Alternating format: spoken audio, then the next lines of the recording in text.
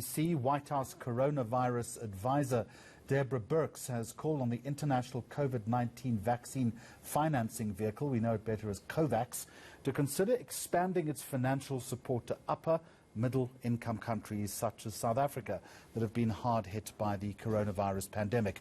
We are reporting today that there is now talk of a second wave in certain provinces in South Africa. Covax, by the way, is a jointly coordinated body by the World Health Organization and the International Vaccine Alliance, and requires middle-income countries such as South Africa to self-finance the shots that they procure through the facility. On that story for us early morning in Washington, Simon Marks, thank you very much for joining us. There is a change in direction here. Do we know why?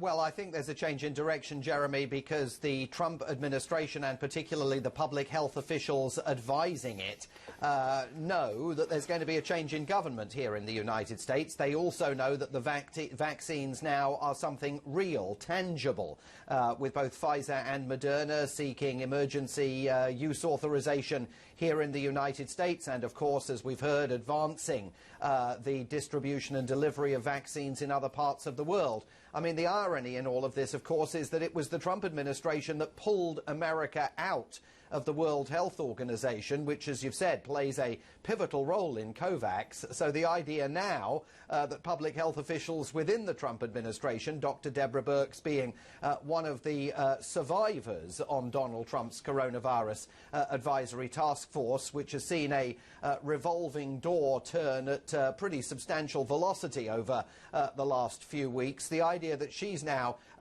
weighing in on an issue that ultimately the United States might have had a bit more juice in pursuing had it stayed in the World Health Organization will be an irony lost on no one, and lost in particularly, not lost in particularly on Joe Biden, who of course has pledged to take the US back into the WHO on the first day that he's in office.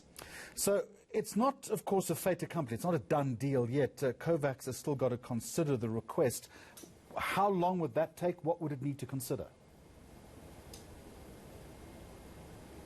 Well, I mean, the pressure under all of these institutions, Jeremy, to get moving on this is, of course, substantial, because we know that the vaccines are being pre-positioned, certainly as far as distribution is concerned, in the United States and Europe, and increasingly are essentially ready to go. So all of these conversations that have sort of been put off pending an understanding of the efficacy of these vaccines now have to move to the front burner, and they include not just in what order of priority people should receive vaccines. That's a huge debate here in the United States. We've seen black community leaders in states like Illinois over the last few days saying African Americans need to be in pole position to receive the vaccine because COVID-19 so disproportionately affects their communities. But there's also this massive issue of who is going to pay for all of this. The Trump administration has insisted that in the United States, vaccines need to be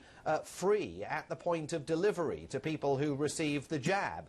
And this move by Dr. Deborah Birx and this conversation that Covax is going to take forward raise questions, of course, about whether that would be applicable in other parts of the world as well, and whether developed nations are going to get behind initiatives to support the free distribution of vaccines to people all over the world, which obviously will be a massively costly program that ultimately someone's going to have to pay for, even if it's not the people actually receiving the vaccination into their arms. Simon, let me just squeeze this in on a different note entirely. Let me read you this quote. It's been an amazing 4 years. We're trying to do another 4 years. Otherwise, I'll see you in 4 years. Seriously? Yeah, well, I think he is serious about it. I think that as things currently stand here, President Trump sees that there may be an opportunity for him to return to the fray in 2024. Grover Cleveland did that in 1893. He'd left the White House for 4 years and came back, the only president ever to achieve that. And interestingly today, in an interview with the New York Times, Joe Biden, the president-elect, has said that while he thinks a lot of the ugliness in American politics is going to dissipate once Donald Trump has left the White House, he concedes that maybe 25% of Donald Trump's supporters are going to stay with Donald Trump. That's 18.5 million people. Even if that was the realistic number, it suggests that Donald Trump will be in the position at the very least to mount a credible bid for the Republican Party's presidential nomination in 4 years' time, or even go it alone as a third-party candidate. So he's not going anywhere. Let's return to COVID-19. Simon Marks, thank you very much indeed.